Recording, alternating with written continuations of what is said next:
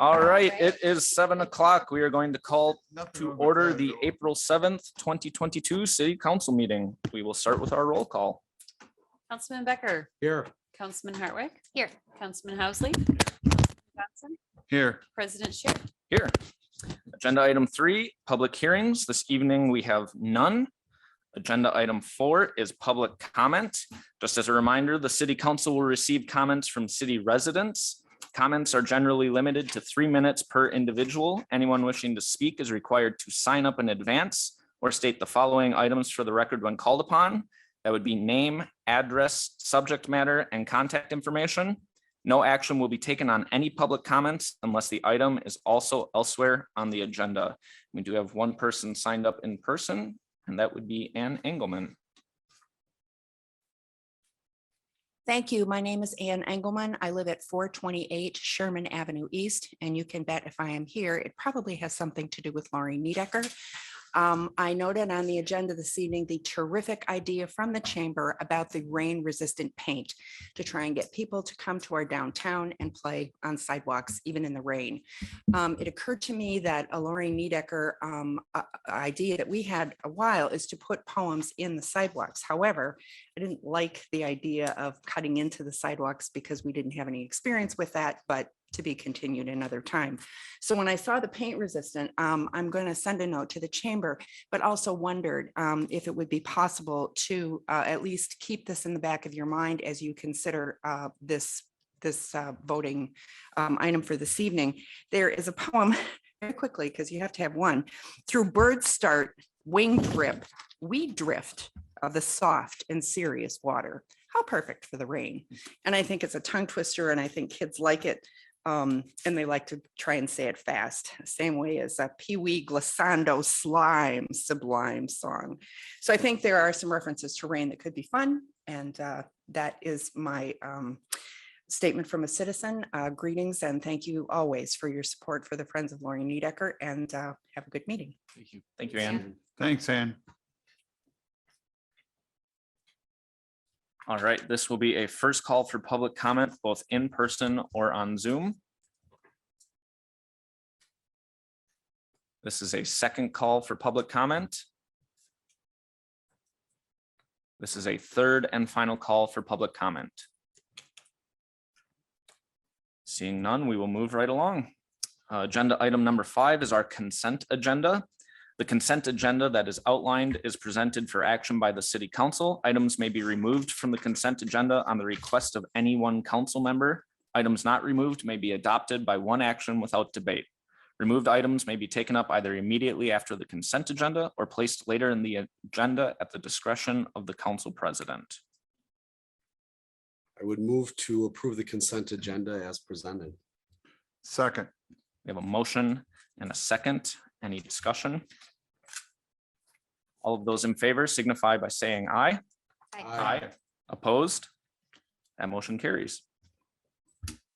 Agenda item number 6, petitions, requests, and communications. 6A is the recognition of the retirement of Captain Todd Schultz of the Fort Atkinson Police Department. I'm just going to say a few words, and then President Scheer will go ahead and present the plaques. So the city would like to recognize Captain Todd Schultz, who served the city of Fort Atkinson through the police department for more than 32 years. He served as a patrol officer, the drug task force detective, a lieutenant, and finished his career as a captain. Thank you, Captain Schultz, for your dedication to our community, and we are hopeful that you will enjoy your retirement.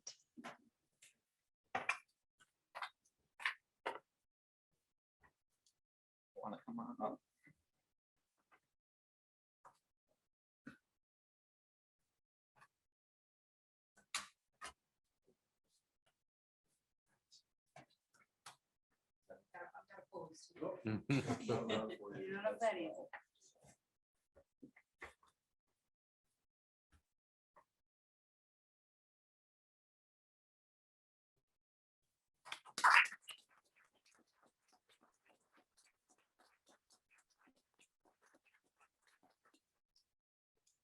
I know the council is busy. I don't want to take up too much time, but I appreciate your time and putting me on the agenda.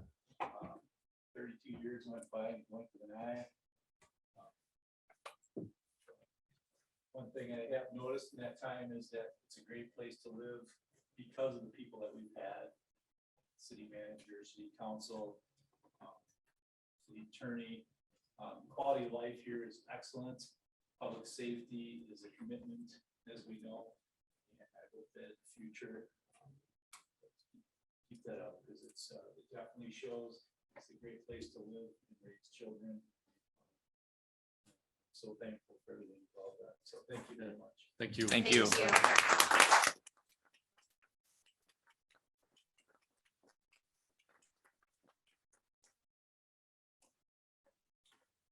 Well-deserved recognition. We will move to agenda item 6B, which is the presentation from the Fort Atkinson Beautification Council relating to a proposal for a mural on the riverfront facade of the city's water utility reservoir located at 31 North Water Street West.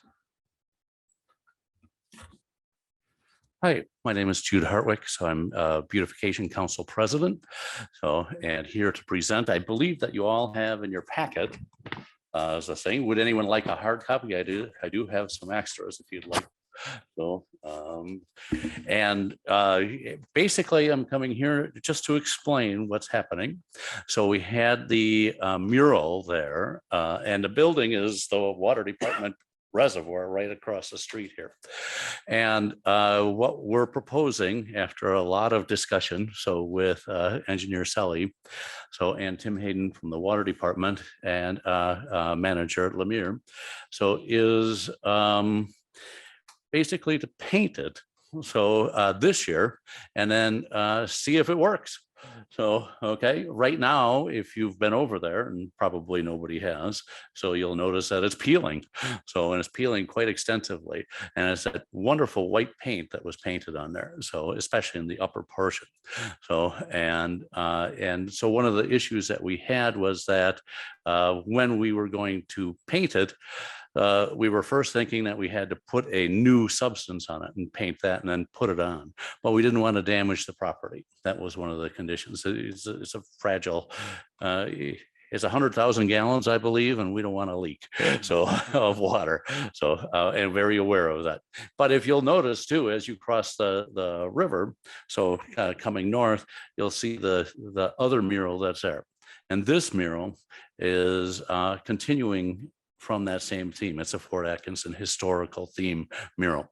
And eventually when the two are done, if it all works out, so there'll be references around the city and at the museum so that people can hit their QR code and then find tourist spots. And the idea is, as I remember coming over the bridge in February, you see that brilliant green and that brilliant blue. And it's just such a nice change when it's gloomy and gray out and snow on the ground, that you actually get some color and some brightness and remind you of summer and the great days. So the history is there. But I would entertain any questions if you have any. So otherwise, we're looking at just painting a nice brown. So get rid of that white palette that's there, and then go from there. I just want to clarify the request for this evening. This is a presentation and it's not a request, correct? Correct. Okay. Yeah. And I know that in the past we've talked about, and I don't know if it does need to go as a request. But it's basically informing you of what's happening. So because in the past that we've talked about how one engineer Selly feels comfortable with what we're doing. So going through, he's put us through the hoops. So he's done his work. And so if you want us to just go forward with painting, so it'll be a nice tan. It won't interfere and it won't be white. I appreciate the presentation. I think we still have to do our due diligence. So I think the planning commission. Yeah, so, and we discussed this too in one of our meetings, that we now have a zoning code that requires buildings in the downtown mixed use historic district to go to the plan commission for a special area design review. So this project would change the facade of a building in that zoning district. So we would have to go to plan commission. However, I feel it's appropriate because the city does own the building, that at a future meeting, the city council would authorize authorize the application, basically. So the city council would be authorizing the application for the special area design review to the plan commission, and then the Right. plan commission would take action on that. But tonight is just the initial presentation, and then the council can discuss and at a future meeting, potentially approve that application. If there's any questions on any of the buildings either and why they were selected, so please feel free to ask. The other point I did want to make after listening to Ann Engelman, this paint is a special type of paint used on outdoor buildings, so predominantly. And one of the nice things about it is once it affixes to a building, it becomes rather permanent. So same thing with a sidewalk. Okay, so once it's painted on a dry surface, and then affixes itself, it's actually a silicate, so it will bond with the cement. Okay, and so that may solve one of her problems as well. So, and we should have a little extra paint, so, okay. Is that what you painted on your first mural? Is that the same kind of material? It's the same exact material. Yep. And we did some what was called an abrasion test. So because we painted over that white, we first got as much as we scraped, so by hand. So, and then washed it and cleaned it, and then painted over the top, and then waited a little bit and did the abrasion test. This year, we're going to wait a whole year to do the abrasion test. And the reason is because of the temperature change of the tank. So because the water inside comes in at a nice cool 45, and then in the summer months, it gets up to 100 and beats on that building. And so there's a lot of condensation on the outside. And so we want to make sure that this actually works. So in other parts of the world, particularly in Europe and in Germany in particular, they use this paint quite a bit. And it's the same paint that's also on the Blackhawk Hotel and of Chief, or not Chief, but Blackhawk himself. And it's something that adheres to the brick and to the substrate itself. Has the existing mural that on the other building, has it met durability standards? It you were has, looking yeah. for? So I just was over there, and actually I'm very pleased that it has not been marked at all. So, and it's clean for the most part. So it probably has a little ash on it. So from the soot that falls everywhere. But otherwise it's very clean, and I have not seen any of peeling at all. So thanks for asking them. Okay, thank you. Thanks, Jude. Thanks, Jude. That will take us to agenda item 7, which is resolutions and ordinances. 7A is the review and possible action relating to a resolution authorizing the submission of a transportation alternative program grant application for a pedestrian path on South Main Street. Yeah, good evening. This submission may be familiar to some of you. It went in 2020 as well. It was unsuccessful. We resubmitted with a few tweaks for the 2022 request. The submission went in January, but the requirement is for a resolution of support from the sponsoring governing body. We've received a similar letter of support, although not required, from the town of Koshkonong. One of the tweaks that we made was to continue this proposed path down South Main Street all the way to Hackbarth Road. There's a short section about 700 feet there at the end that's in the town. And the town chairman and I talked about it, and they actually submitted their resolution to us from their meeting, I think last week, which was in your packet. The project will improve the road. So the road will be completely resurfaced. The road will be narrowed, and this path will be fit in. At current planning, it would be on the east side, but that's not set in stone. The more detailed design will look at things like utilities and various right-of-ways that change a little bit down through that corridor. So it could shift, but that detailed design will take care of that. I'd be happy to answer any questions associated with that project. Andy, can you, sorry, go ahead. Can you just clarify for me so it notes that the city's responsibility would be 20%. And then it notes your anticipated cost for design and that would fall on the city. Is that already included in that 220,000, or would It that is be in not. addition? It would be in addition. So the 220,000 is 20% of the $1.1 million estimate. And the on design top is of that. completely separate from that. Okay. And that was deliberate. That was the feedback that we had received from the DOT on the submittal from 2020 was for us to take those design costs in-house. For whatever reason, they felt that would be more competitive. So. Will there be bicycles on the pedestrian path, I would assume? Yeah, Correct. Yep. regular bike path like we've come to know. Yeah, the challenge is the naming. It's not, it's if you call it a bike path, then the pedestrians are like, well, can I walk on it? If you call it a pedestrian path, then the bicyclists are, can I bike on it? But it will be a multi-purpose path is probably the best way to term it. Exactly the same as our other paths. The future design of what you're doing with narrowing the road, adding the path, does that leave parking on either side? There should be enough room for parking on both sides, certainly on one side, but I expect there'll be plenty of parking for both sides. Nearly all of those houses along there have driveways, except when you get down closer to Rockwell Avenue where we have those multifamily units. They do utilize the on-street parking a bit on that west side of Main Street. Would the path, the path wouldn't be like what we kind of have with a painted line in a place. It would be with a curb and up. Yes, it would be it would be separate from the road, so a completely off street, much like what we have on Rockwell Avenue now. Something that's more like a terrace with a path on it. Yeah, the on-street are nice, but I think most of us would agree that they're for older, more experienced travelers, either on bicycles or walking adults. Young children would not be encouraged, I think, to use on-street facilities as much. So the off-street is definitely our preference where we can make The that work. township of Koshkonong was thumbs up on. They this were, path. yeah, they'll share a portion of that 700 feet. Roughly about $13,000 would be their 20% of that 700 feet in there. Has the concept of connecting to that Muscadet Park been addressed? It has been talked about. I think that's part of their town plan is to make a connection there, and they have some right of way reserved in various areas to the south of Hackbarth. So it did come up in discussions, but I don't know exactly what that connection looks like. I could just see that it's quite an expansive nature place. To connect to that would be kind of cool. Give you a destination too. Yeah, it's very similar to our long-term goal of connecting out to Dorothy Carnes. So a connection of all of these green spaces seems like a pretty common theme between all of the towns and cities. Nice job. Thanks. Oh, hopefully we get it.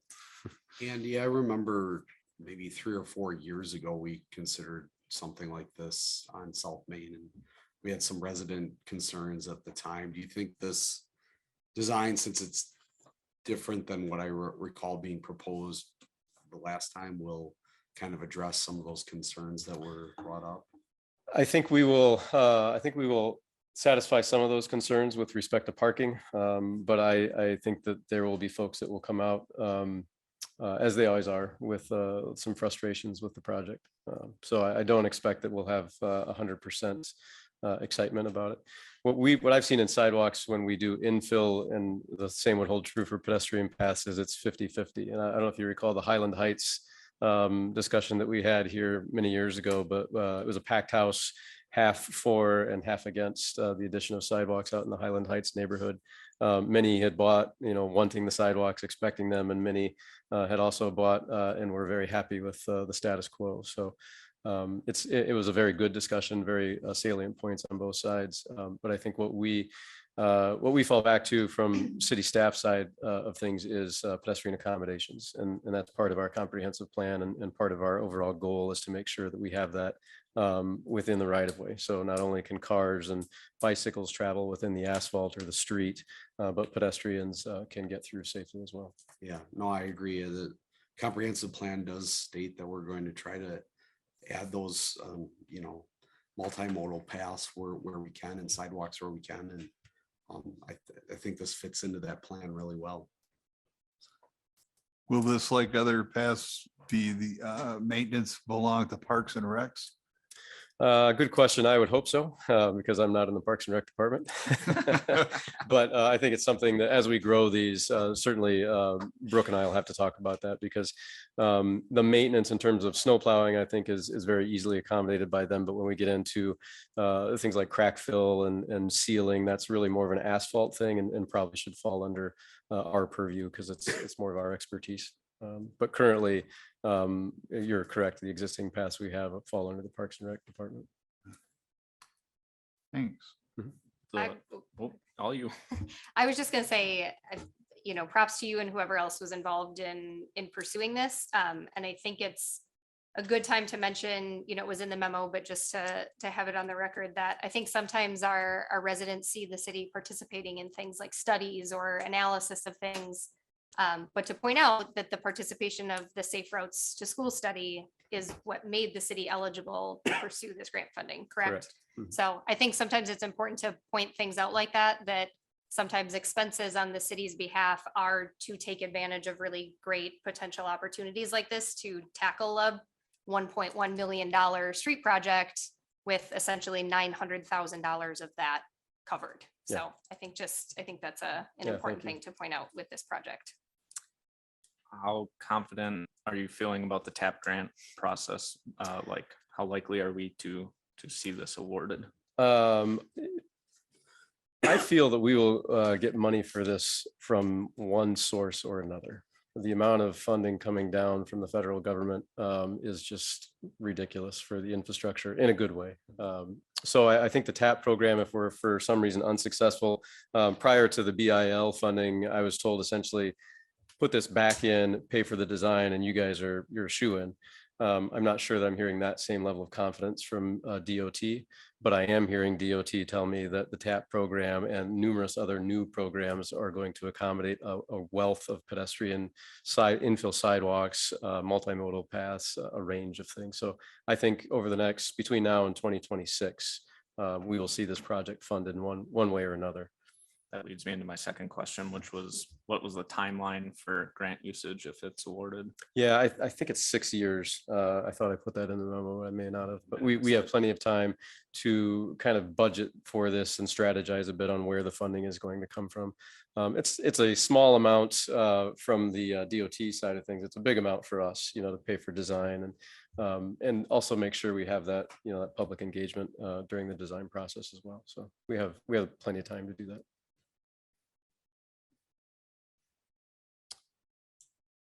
Any other questions? I move to adopt the resolution authorizing the submission of a transportation alternative program grant application for a pedestrian path on South Main Street. Second.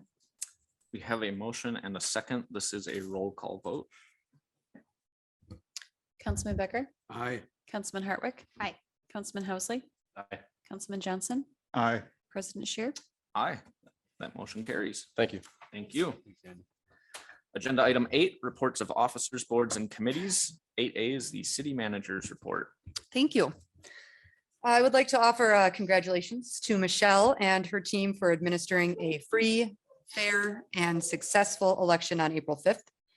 The amount of work needed to administer elections is enormous, from coordinating election workers to testing equipment to issuing and tracking absentee ballots to setting up and then cleaning up the polling place. This is an incredible undertaking. And I want to thank Michelle and her staff, the election officials, and our parks crew for their hard work before, during, and after the election. So thank you, Michelle.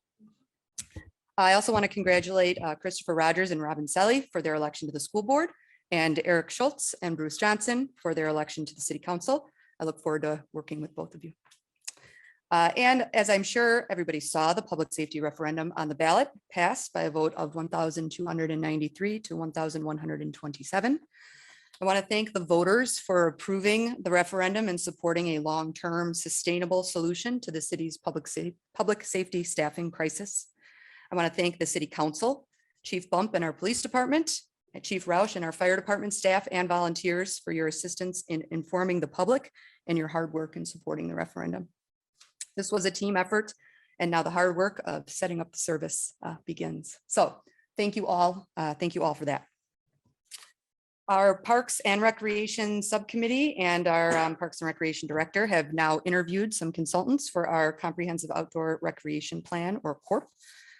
They met yesterday and interviewed those folks, so that will come back to the council for perhaps possible action later this month. Also, please, everyone, check out the fabulous new Summer 2022 Parks and Recreation Guide that was published this week. It looks great, and I, for one, am ready for summer activities and summer weather. I also would like to welcome Ashley Carstens to our team at the city. She is a new utility billing specialist, and once she is trained, and our clerk treasurer's office will be at full staff, which is very exciting. But we still have some vacancies in other departments, including the engineering department and the police department. So please, members of the public, please check out the city's website for more information about open positions. We also have some seasonal work in our Parks and Rec department and our Public Works department as well. So for those of you in the audience who are looking for summer jobs, please check out our website. Also, city staff will participate in the Fort Atkinson High School Job Fair on April 14th. We hope to encourage students to consider the exciting world of municipal government as they review their options after high school. And that's all I have. Thank you. I'm just going to echo the thank you to Clerk Everett for your hard work this past week. And thank you to City Manager Lemire for the countless hours of extra phone calls, emails, and everything that was involved with the referendum. I'm sure you are tired of hearing from our council members. Never. Agenda item 9, unfinished business. This evening we have none. Agenda item 10, new business. 10A is the review and possible action relating to the purchase of new holiday light decorations to replace existing holiday lights along Commerce Parkway, Madison Avenue, and Main Street for $48,830. Hi, excuse me 1 second. I walk up here, got an eyelash in my eye. So I'm here to kind of go through this memo that I put before you. It's concerning the decorations for the holidays down in downtown Madison Avenue and the industrial park. The lighting that we have now, and you've seen this last season, it's about 16 years old. It's aged well beyond its useful life. I talked with Jeff, our electrician, and he informed me that he's quite dissatisfied with them being un-UL listed and not grounded. So that was motivation for me to talk to Manager Lemire when you first started about maybe doing something to replace them. So we went through the process of trying to find suppliers for these large frame decorations that we use in the downtown area. We talked to several different suppliers, and we happened to talk at length with the Chamber of Commerce, who so graciously bought the last ones and donated them to the city. And they provided us with the in at the manufacturer that sent us a sale flyer that gave us about 30% off, 25 or 30% off, which saved the city quite a bit of money when we started looking at the mass scale of what we want to replace. So as part of this, just to fill you in on the downtown central area, we will continue to decorate in the same fashion we have. We are going to add a few more decorations at a couple of the intersections, which over the years have gone undecorated because of just the position of the 8-foot large frame ones. And then northwest on Madison Avenue, we're going to continue to decorate that in the same fashion all through the boulevard. Downtown west, there'll be Robert Street Bridge. Once the bridge deck is on, they're adding, I believe it's 5 new lights. So there'll be 10 light posts along that stretch of the bridge. We're going to decorate all 10 of those, or intend to anyway. And then the southwest corridor, typically what we've done in the past on the Commerce Parkway is the first 2 light poles in the entry island were decorated. What we'd like to do is extend that all the way down Commerce Parkway to the dead end. So we reviewed lots of options, many options, but to kind of keep the neutral theme, the holiday type theme, the winter type theme, we picked 2 that kind of meet all of what we felt is the best requirements that we had. And you see those in the memorandum here. From a financial analysis, Rebecca, Manager Lemire and I put together a table. And in that table, it just breaks out the amount and quantity of each type of decoration and their locations, along with the cost breakdown from, and this includes the sale pricing that we've acquired. So the total cost of option one is $40,575. The total cost of option two is $48,830. So the table B kind of breaks out the options and then the funding sources. Manager Lemire and I talked about it early on in the budget process, and we budgeted, and she provided budgets in TID 7 and TID 8, and also talked with the Chamber of Commerce to add some funds to that also to match what we invest. So then as a recommendation, staff is recommending that the council approve option two to purchase 79 decorative holiday lights for a total of $48,830 and to be funded through the table B. Tom, can I ask, is there any more detail in regards to why the recommendation was option two, given the higher cost of that option? Yeah, I think when we went through it, several people that we talked with and Manager Lemire and I, it's a simple design. It's a neutral design. What ends up happening with these large scale decorations is that the larger they get and the more lights that they add to them, the giant spotlight it turns into. This is a simple frame. The design is neutral, and we just felt it looked nicer over the top of the existing globe lamps too. Yeah, I mean, my part in that was the aesthetic of option two. We Mhm. thought the aesthetic was better. To clarify, option two is actually larger, though. Mhm. It is that more of a Larger and more spotlight. lights. Yeah. Right.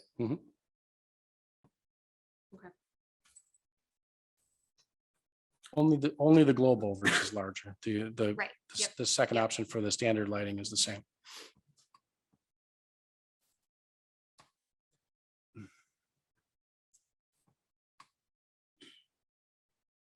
So is everything covered by the chamber or is some going on? The two TID districts will invest Okay. into the purchase, and then the chamber will invest also. Okay. Yeah, so that's included in table B. Mhm. The chamber has committed $16,000. And then we did include some funds in the 2022 budget in TID 7 and TID 8 to pay for new holiday lights. Okay. So there are no general fund property tax dollars going to this purchase. Oh, there we go. And I should have checked, but are these numbers in line with what was already planned from those TIDs for this project? The number in TID 7 in the budget was lower. Well, it was around the, and I don't have it in front of me, but it was around the option one number, Okay. probably $10,000 to $15,000. Mhm. However, 2022 is the last year that we can designate funds for projects in TID 7.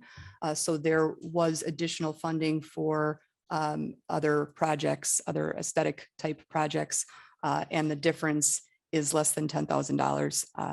And I think that we can move some of those funds around a little bit that won't negatively impact the other projects. That other project that is proposed in TID 7 for 2022 is the repair of the fabricated railing along the Riverwalk. And we do intend to continue to move forward with that.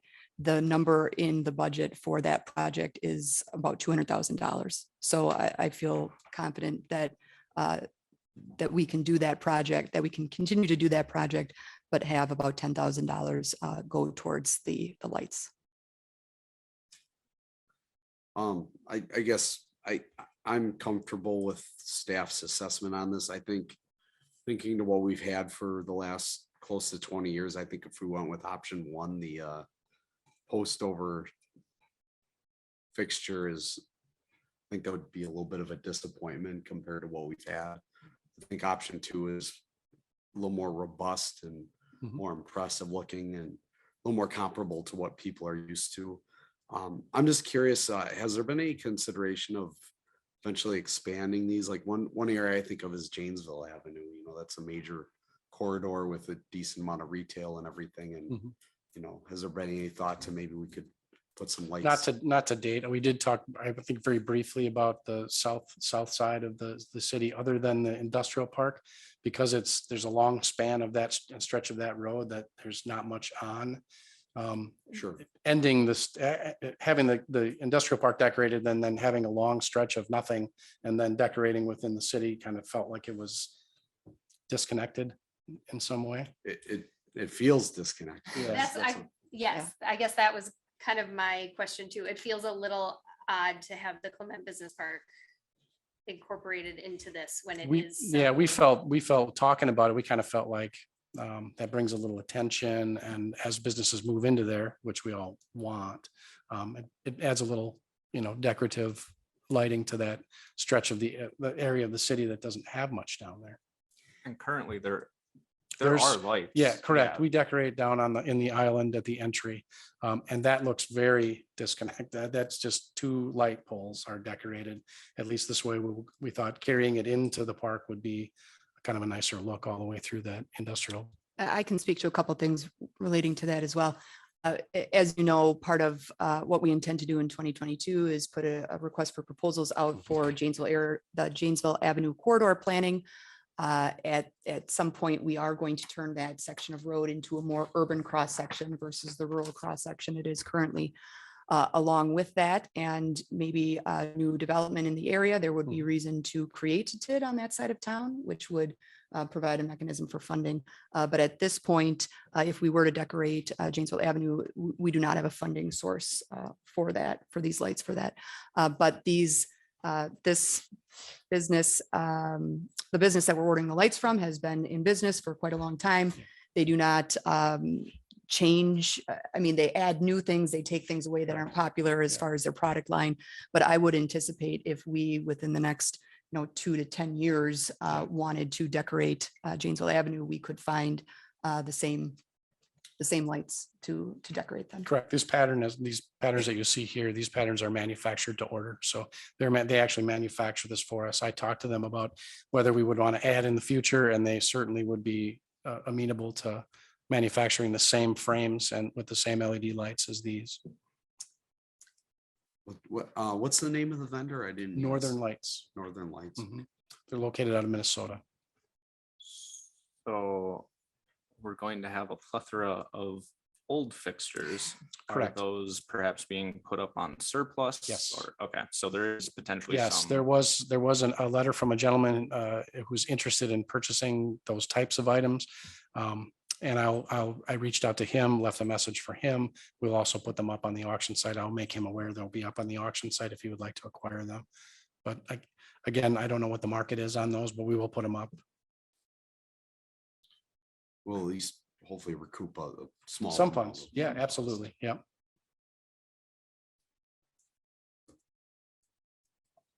I'm satisfied with this. I'm excited that we're gonna get some new holiday lights, and I will go ahead and make the motion to purchase the new holiday light decorations to replace existing holiday lights along Commerce Parkway, Madison Avenue, and Main Street, described in staff memo as option 2, at a cost of $48,830 to be funded through a donation from the Chamber of Commerce, TID number 7 and TID number 8. Second. We have a motion and a second. Any further questions or comments?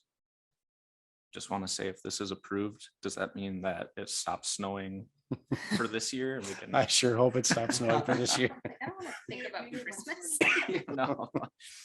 All right. All of those in favor signify by saying aye. Aye. Opposed? That motion carries. Awesome. Thank you. Thank you. Agenda item 10B is the review and possible action relating to the Fort Atkinson Area Chamber of Commerce Tourism Department applying rain activated paint to various pavement locations throughout the downtown. Yes, thank you. I'll introduce Katie here. The Fort Atkinson Area Chamber of Commerce Tourism Department is seeking approval to apply rain-activated paint to various locations on pavement throughout downtown. Katie from the Chamber is here to present the supporting information. But before she does, I just wanted to note that I had reached out to a few communities who have used this rain activated paint just to make sure the product was safe and acceptable to put on our sidewalks and bike path. I received nothing but positive reviews, in addition to all the communities having a blast with it. So Katie put together materials to show exactly what the chamber would like to paint on the pavement, as well as where, and I'll let her take the floor to explain in more detail. Thanks, Brooke. So like Brooke mentioned, I am here to seek approval to apply rain activated paint to various spots in downtown Fort Atkinson. And essentially the goal behind this project is to encourage residents and visitors to really get outside even when the weather is not so nice and it's maybe a little rainy, and to ultimately increase foot traffic downtown. So a little bit on how the paint works. So it's applied using a stencil and a spray bottle of paint. And when the sidewalk is dry, the paint is completely invisible. But then as soon as it rains, it kind of comes through. So the paint is temporary and it lasts on average about 2 to 4 months. And we're hoping to apply the paint in the next few weeks or so.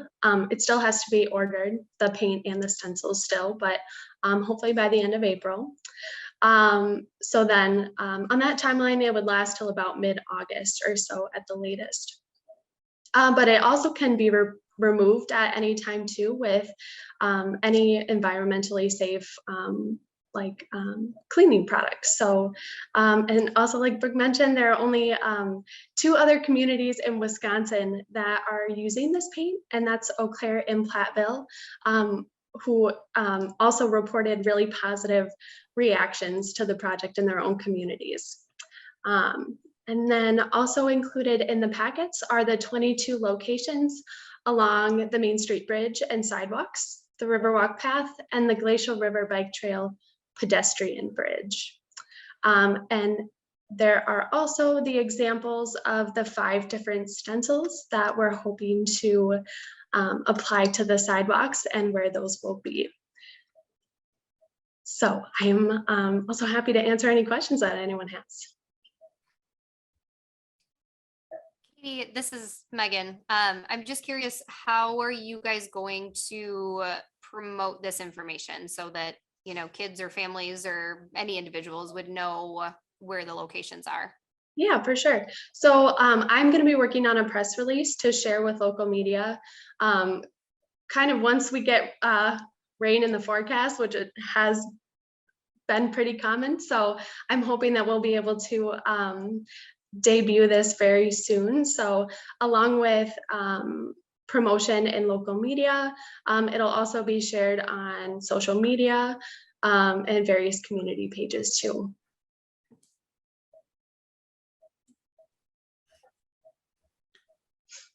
And just to clarify, the paint's being purchased by the chamber. The chamber will be applying the paint on the sidewalks? Yes, that's correct. All of the expenses related to this project, including the stencils and the paint, will be purchased by the tourism department. And also from what I've heard from other communities, it's pretty easily applied. So I plan to go out and apply it myself and do a little test run at the chamber. So yeah, so I don't anticipate any additional assistance required from other city departments. So. Great. I move to approve the Fort Atkinson Area Chamber of Commerce Tourism Department request to apply rain activated paint to various pavement locations throughout the downtown per the location and design details included in the supporting information and at no cost to the city of Fort Atkinson. Second. We have a motion and a second, and in the interest of transparency, I am the president of the Chamber of Commerce currently, but this does not offer me any personal gain nor financial gain to the Chamber of Commerce. All of those in favor signify by saying aye. Aye. Aye. Opposed? That motion carries. Thank you so much. Thank you.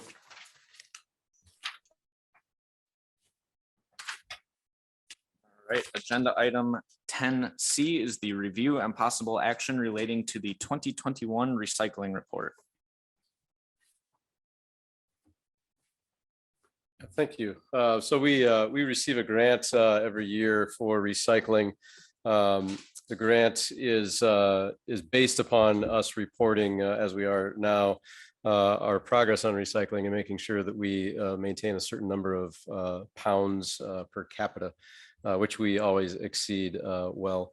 So this is just that annual report that we file to the DNR to let them know of our recycling progress.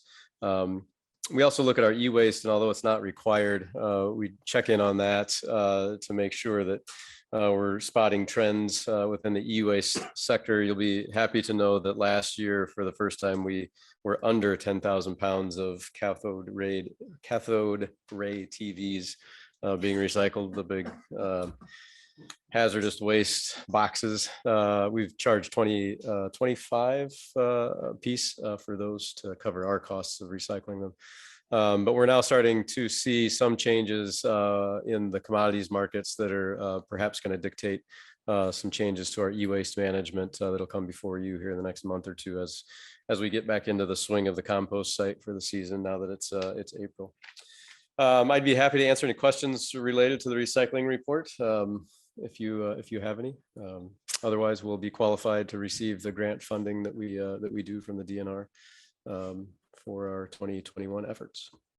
Andy, can you just remind me, how is that $33,000 grant? Like, how is that amount determined what our city receives? Well, good question. I think, don't quote me on this. I think that the DNR has responsible units set up throughout the state. Fort Atkinson is a responsible unit. And they are allocated money, and I believe it is a per capita allocation of whatever the total amount is. Okay. But that's 3 or 4 years ago that I remember reading that. So it's very possible it could have changed, but I believe that's what it was. So we don't know exactly what that grant amount is until the year's report is filed then? I bet we do, but I'm not sure that I pay that close attention to it. I don't think we know the exact grant amount until we receive it the next year. Got it. Okay. So I think it's been in the range of 30 to 36,000 over the last several years, but we do not know the exact amount, I believe, until we get the check. Okay. Yeah, it was declining. The memo used to read for a number of years that this is $1,000 less than the previous year and that sort of thing. But yeah, I guess I don't have a good answer for that. One of the many things that just sort of happens. We do the report and That's then we right. get a check. Submit the report and send me the check, and we're going to recycle whether we get the money or not. So, Andy, since you mentioned one of my favorite topics, CRT televisions, are we seeing less of people plopping those on their front yards? I feel like anecdotally I have less the past year. yeah, I would agree with that anecdotally. I know we had a couple of years ago, we had a pretty big episode of those out at the TI building being dumped like a hotel's worth level. But I don't think we've had anything since then to that level. It seems like, as you said, you drive around on trash day, the majority of folks understand that these are hazardous and they take them to the compost site. But at some point they got to run out, right? I mean, they're not making them any longer. So people have to accept the fact that nobody wants them anymore. Nobody's gonna right. pick one off of your lawn and bring it home or anything. So Yeah, that's good to hear. Yeah. I move to approve the 2021 recycling report and authorize proper signatures and submittal. Second. We have a motion and a second. Any further discussion or questions? All of those in favor signify by saying aye. Aye. Opposed? That motion carries. 10D is the review and possible action to award the 2022 City of Fort Atkinson Street Construction Program to Forest Landscaping and Construction. Yeah, so this is the water main work that we've been talking about. The funding, as noted in your packet, we have to spend close to $3 million in order to qualify for $320 some odd thousand of grant funding, but it's much needed work. And the funding that was aligned was not only from the CDBG funds, but also from our recent water rate case, where we were able to convince the PSC to give us the money now in the year that we were doing the work to pay for it instead of borrowing, which was it was a huge win. I think we're the third or fourth utility in the state to actually make that case and successfully. So I know residents, nobody likes higher water bills, but at least come June or July, we can walk up to a trench and show them the new main that's being put in for those dollars. So it's a really great tool for us to get at our water infrastructure annually instead of waiting 3 or 4 years to build up money to do it, because we were falling behind. The project is going to replace completely Peterson Street. It's too far gone for us to do any sort of rehab there. So the folks on Peterson will endure a summer of construction, but I think they'll be happy with the outcome. The remaining streets that are shown there are all going to have not only the water main replaced, but they'll have new pavement, but that will be more of a rehab. What we'll do is we'll pulverize or grind up the existing asphalt. We're going to literally lay that grinded material over to one side, put down some reinforcing geo fabric, which is, from practical purposes, it's kind of like stiff snow fence, and that spreads out the load to hopefully keep these roads in good order a little longer with some plastic underneath them. And then we'll put it back over the top and pave 4 inches of new asphalt in there. So the other big element to this project is the addition of sidewalks. So that area south of Rockwell Avenue is of a vintage where we did not put in sidewalks for whatever reason with a lot of residential homes. And it's a frustration I'm sure that you share when you see folks walking in the streets in those areas. So we're going to try to get at that with this project. So we have budgeted brand new sidewalk on both sides of the road for all of those areas that we're going to work in. And as I mentioned earlier with that TAP funding, the Safe Routes to School study that we did also has identified infill sidewalk. So as this money comes down, and there's a lot of it, I just applied for $1 million last Friday to the DOT for additional road work in Fort Atkinson to get at that money for fiscal year 22. So we'll continue to pursue this effort of filling in the sidewalks where they exist, so that we can fulfill that goal of pedestrian accommodations. With respect to this project, the bids came in a bit higher than what we were expecting. That's the first time that we've done that in my tenure here. We're usually pretty close, but we're a little over where we want to be. The bid from Forest Landscaping was at 3. That's why I brought my computer. 3.2, I think it was. Yeah, of course, it goes to sleep on me. About 3.1. Thank you, 3.1. We budgeted about $2.9 million. I think I can get to the 3.1 to get this project done. What I need to do, whenever I do work, I have 4 pots of money that I can work from. I have the road money, which is Fund 5 in the budget. I have water main money, which is composed now of our normal water utility money, as well as our expense depreciation, it's called, or a main replacement money. The third pot that I have is sanitary sewer money. So any sanitary sewer work that we do is covered by the wastewater utility. And the fourth is the stormwater utility. Stormwater will cover curb and gutter. It will cover storm pipe in the ground and things like that. The nuance that occurs with that is that I charge a certain portion of, say, the road above when I'm fixing the sewer below, because I can't fix the sewer below without replacing the road above. So if I am fixing the road and I have fixed the sewer underneath, not only does the wastewater plant get, or the wastewater utility get charged for the sewer, pull the money out of that pot, but they also pay for a portion of the road above based upon the width of the trench, basically. So The other aspect of this is the construction oversight. So when we do a project of this magnitude, in particular this coming summer, I don't believe I'm going to have an assistant hired by that time. We're going to have some folks to kind of keep tabs on the construction. We'll certainly do that I'll certainly do that as much as I'm able. But I think the reality is that I'm going to have to bump that up a little bit. Construction oversight is something that affects not only the road, but it affects the stormwater elements, the sewer elements, and the water elements. So I can kind of distribute that over these pots of money that I have available. The reason that I'm telling you the gory details of this is that I haven't quite gotten to all of that analysis yet. I know that I can get very close to getting all of this work done, if not complete it all.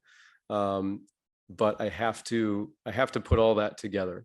The other caveat, again, to get you even more into the gory details, the $300,000 that we received for this is based upon our water main replacement affecting 50% of the population in this census tract. So literally, I made the case home by home saying, this is a single family home. It has 4 people. This is a multifamily 12-plex or 8-plex. It has 40 people or 20 people or 10 people.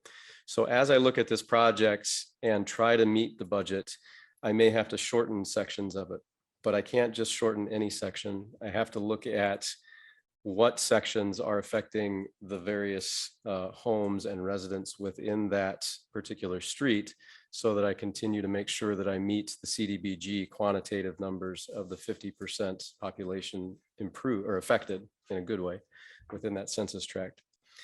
It sounds very complicated. It's very doable. It will take me probably a solid day of no distractions to kind of go through that and figure it out. What I'm asking you for this evening is we have $2.9 million budgeted for this. I think that I can get to that 3.1 given the time, but I need to award this contract before our next council meeting because I don't want the contractor to have the opportunity to claim that they can't get the work done because we delayed on the contract and they were unable to get the materials in. So I would ask council's level of comfort in either one of 2 options. A, approving me at the $2.9 million budget. I will award the contracts at or below that $2.9 million budget. I'll go cheaper if I can get there with this. And we will have to do a change order if in fact later on I'm able to get to the 3.1 number that Forest Landscaping provided us for the entire project. That's option 1. I would prefer not to issue change orders. Personally, it's more paperwork, but it's also something that I think is very much viable and protects your decision in giving a number exactly right now at $2.9 million. The other option that I would put forward is to allow me to go up to the 3.1 if I'm able to find that additional money and award the contract at its full 3.1 cost that we have from Forest Landscaping and Construction. I'd be happy to come back and supply that information to you as far as where the various funding came from. It will come from the water, sewer, and storm utilities and provide that documentation, if you will. But I will not have the time, I guess, to get the contract awarded and get that information back to you for a vote and for an approval. I don't like to put you in this position because I think it's important that you guys have a firm number and are able to move forward with something. So I am completely fine at a $2.9 million award, and we'll make that work and we'll do the change order later on. But we're really close, and frankly, I just thought I'd ask. So, but I'm very much comfortable either way with this particular situation. Do we have to take the base contract and the sidewalk edition from the same vendor, or can we take a base contract from Forest and a sidewalk edition from the other 2? We can't. It has to come from the same vendor. It economy would be of nice, scale. wouldn't it? Yeah, you start looking at those individual bid items. I'm like, well, you can dig the hole, you can put the gravel in, and you put the asphalt in. Yeah. Again, I'm completely comfortable with either option. I would expect that you would award the 2.9 option, but I conferred with Manager Lemire ahead of time and asked if it would be okay if I made that request of you, and she felt comfortable doing so. So all this pink, that's all the spun cast mains? Yes. So, yeah, very good. so what are the laterals to people's houses? Are those also the spun cast? No, the majority of those are copper really? laterals. Yeah, so we're replacing the laterals. We had in the bid to replace not only, so the city owns to what's called the shut off where the curbs stop in the terrace. And then from there to the house is the responsibility of the property owner. We had in the bid as alternative two to take it all the way into the house and just replace the whole thing. As a homeowner, if we were all sitting in our homes and the city engineer came and said, hey, you can do this, I would tell every one of them it's $2,000 to $3,000. I would not do it. If you have a copper service, that copper it'll last forever. And there's really no reason. If you do have a bad lateral, which I'm sure 1% of these homes likely do, you already have it under your yard, which is the cheapest area to replace. So the expensive part is in the road because you have to open the road up and dig down and replace your lateral. And we've taken care of that. So we took out that second bid item. It was Jason Forest Landscaping's most expensive item. So as you looked at the sidewalk bid, their bid for that was ridiculous. And so in order to accept the lowest bid, we had to, and I think rightfully, remove that second alternate from the contract. Okay. Yeah, that was my concern. Just if it was spun cast laterals going to the homes and we're putting sidewalk, it's going to make it even more expensive if they need to replace. Right. Yeah. Okay. Yeah, I think the laterals will be in good shape. If it were my house, I would not replace the lateral. And so that was kind of the decision. I was going to tell the residents that. And I felt like, well, we probably shouldn't award money to do it if, we wouldn't do it ourselves. Andy, I guess my feedback is personally, it would not be as a lack of not trusting you or not believing that where you're saying the money would be coming from is where it would be coming from.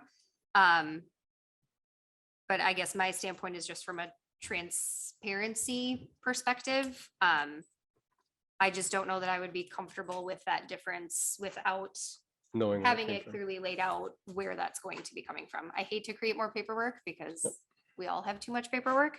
But I think that is my comfort level, at least with that.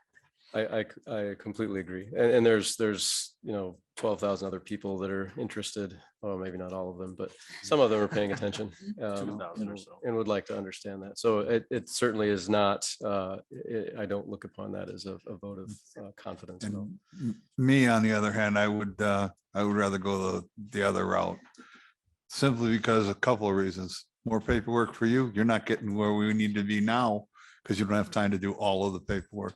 Your department is, so we say, understaffed. That needs a second in command helping you. For us to make a project that says, let's just make some more paperwork for Andy, doesn't strike me as appropriate. I have a high level of confidence in your expertise and the production that you've done for the city. I would be very comfortable going the other way and saying, I believe in Andy. This is going to work out the way he thinks.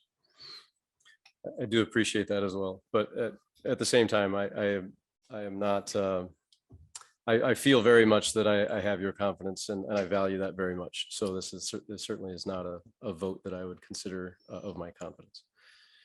I will say I am conflicted. 2.9 million seems like the responsible route to go. However, we know any change orders will not come in at a lower price. Well, the change order that I'm talking about would be my change order. So I would send to the contractor, I would say we were able to extend another $200,000-$300,000 of worth of work. So we're going to amend the contract for 2.9 so that it is 3.1 or whatever that number is. So rates would be locked in. So yeah.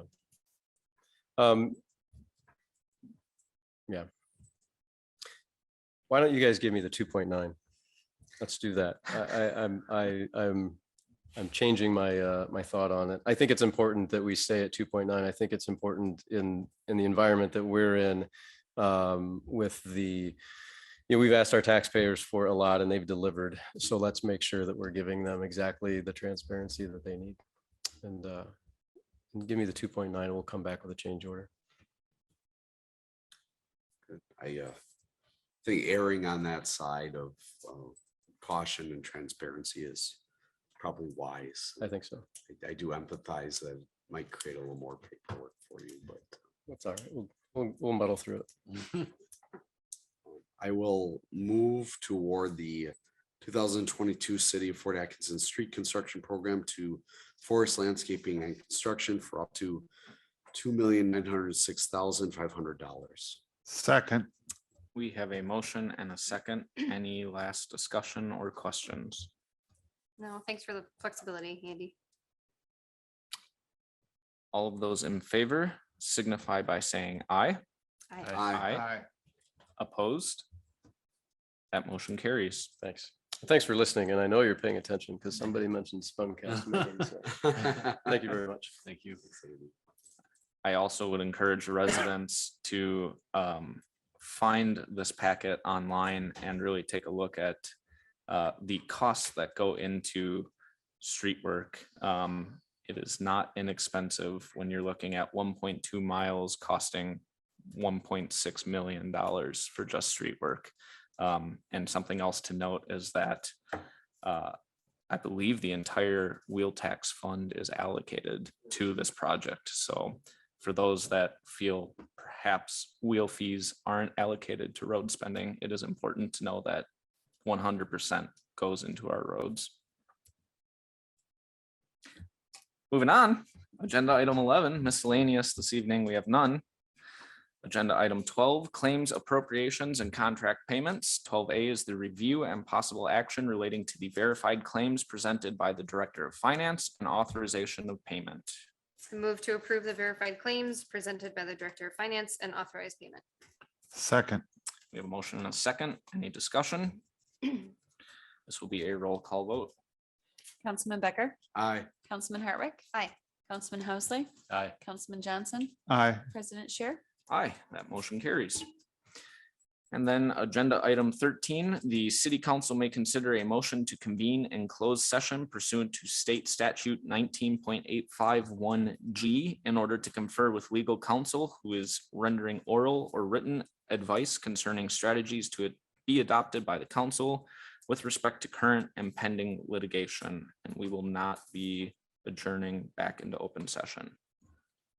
I would move to adjourn into closed session pursuant to state statute 19.851G in order to confer with legal counsel who is rendering oral or written advice concerning strategies to be adopted by the council with respect to current and pending litigation. second, We have a motion and a second. This will be a roll call vote. Councilman Becker, Aye. Councilman Hartwick. Aye. Councilman Housley, Aye. Councilman Johnson, aye. President Scheer. Aye, that motion carries.